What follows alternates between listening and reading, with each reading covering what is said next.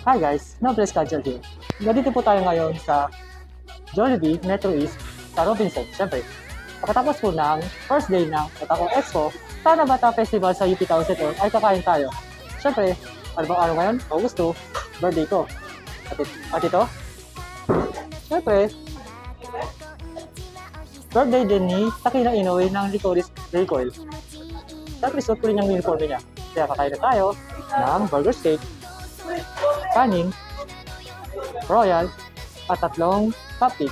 At hindi natin hihipan yan. Kakamayin natin.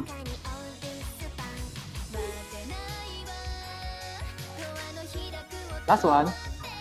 Hindi masakit ha. Wala sa akin yan. Kaya pa? Siyempre, wala yan sa akin.